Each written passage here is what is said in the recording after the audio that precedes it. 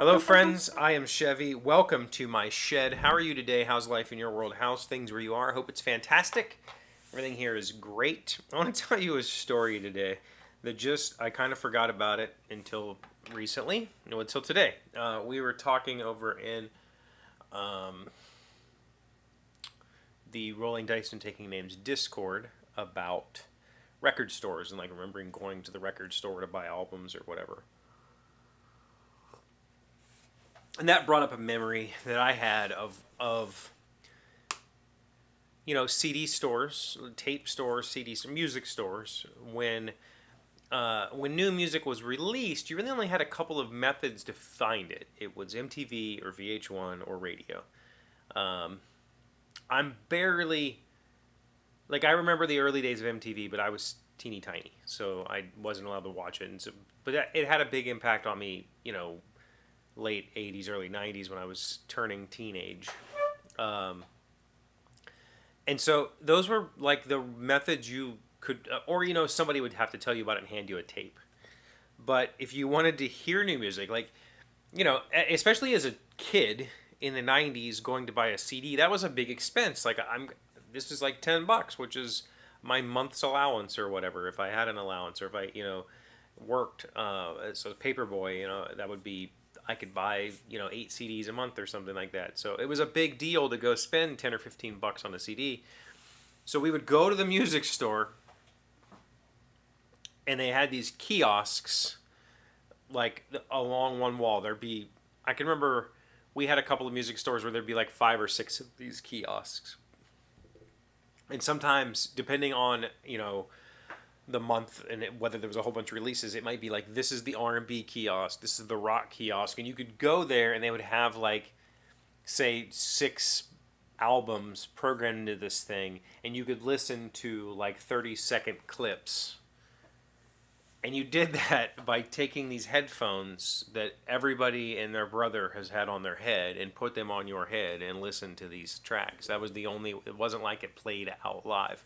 So you would go put these headphones on that nobody was cleaning. There was no such thing as cleaning. and everybody had their hand. And now I'm thinking about it now, it's like, oh my God, will we do that today? I would. I don't think I'd have a problem with that. But, so that's not the story. That's a story. That's not these. Do you remember these kiosks? Did you go there? Were you excited? I was excited because oftentimes, I couldn't afford a CD, but I could listen to some of the songs. I think, if I remember correctly, a couple of them you could listen to a whole song, and then the rest would be clips or something like that. It's interesting to know that the digital model now, if you go to Amazon to buy a CD, you can listen to 10 seconds of the song. Very similar, very, very similar to that sort of situation. But just thinking about that, thinking about what we would consider gross today versus that, somebody said in that chat, we didn't care back then and we were all healthier because we had better immune systems, and maybe they're right. So the story that this brings up, the thought in my head was, when I was a kid, my grandmother and grandfather on my mom's side lived in a pretty remote place. It was near Granttown, West Virginia. That's not exactly where they live, but it's like a town that doesn't have a town, right? It's not like an incorporated town. It's just a place that's named on a map, and 500 people live there. I'm gonna sneeze.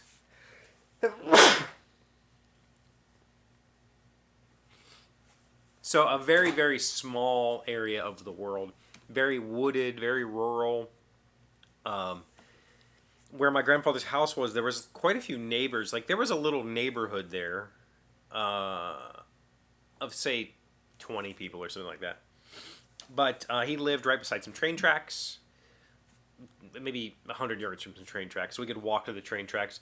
We used those train tracks a lot to go fishing, to go down to, where he lived was actually called Baxter, but Granttown was down the train tracks. You could go down there to the ball field, and they had soda machines. We'd go down there and get a soda or whatever. We'd take those train tracks down to one of the swimming holes, or down even into the neighboring town called Reevesville, which is a little tiny incorporated town of less than 1,000 people. But anyway, so those train tracks followed a stream, more or less. It's actually called Paw Paw Creek. It's a what people around there would call the crick. And by my grandfather's house, there was an even smaller tributary that was, like 18 inches wide. If it rained heavily, that little tributary could get a couple of feet wide. But at most times, it was a very small trickle of water that ran past my grandfather's through his property. Like he owned the property that stream ran down, dumped into Paw Paw Creek. And Paw Paw Creek was a stocked creek. They would stock trout in that creek a few times a year. We could go down below his house, like you went right down to a bridge, and you could watch them throw the fish over the bridge. And that creek was disgusting.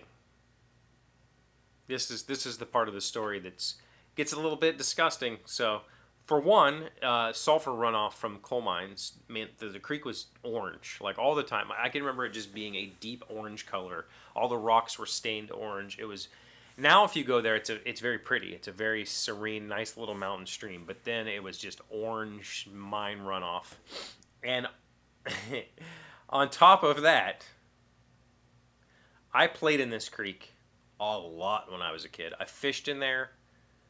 I ate fish from there. Caught crawdads in there. Skipped stones. Waded through the creek and found garbage and human waste.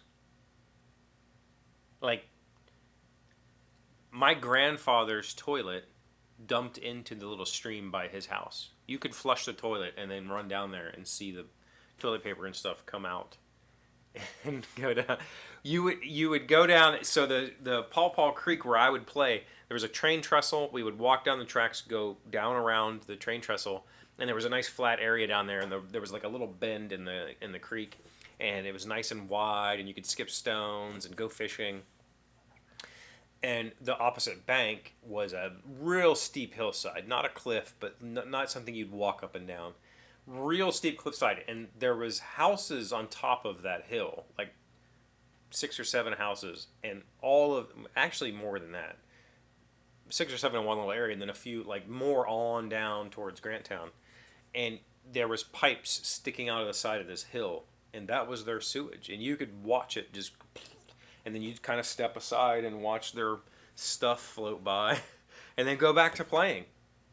I did that a lot as a kid. I dodged human poo as a kid many, many times. Many, many times. And you would go down there and see toilet paper tangled up around branches and stuff. Like, that was just a thing. As a kid, it wasn't disgusting. It wasn't weird. It was just a normal part of rural life. And I assume, like for hundreds or thousands of years, that was normal for humans. There's waste. And now, like, there'd be EPA be called on that stuff, but it was not an uncommon occurrence around here for those little streams. It's all been cleaned up, like I said. And as a trout fisherman, I fish trout a lot. Well, I used to. I haven't in years. Trout are really finicky. Like, they don't live in pollution. They don't live in warm water. They like cold water. I don't know how the trout survived in that stream. I don't think they did. I think they stocked it, people caught them, and then that was it, right?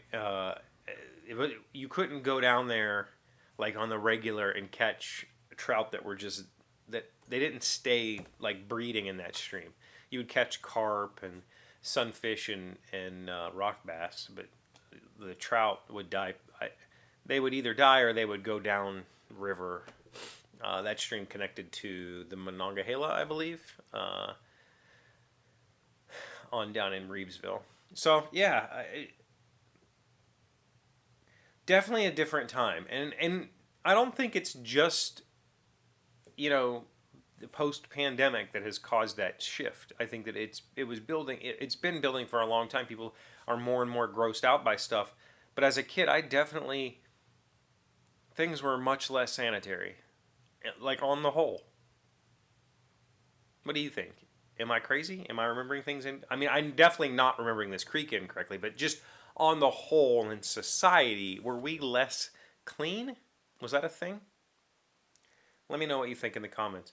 What do you got going on this weekend? I have we did band. So last night was a football game, and I had to volunteer as a band parent to run concessions. I did that for 3.5 hours.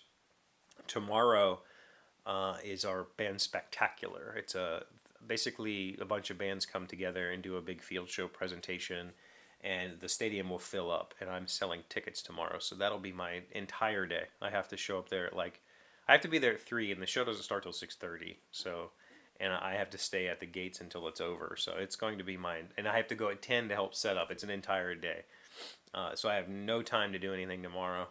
Sunday we have softball games, so that's in the morning, thankfully. So maybe in the afternoon I'll have some time to get something done. I have the shoe drawer project sitting here that hasn't been. I haven't made any progress on it at all.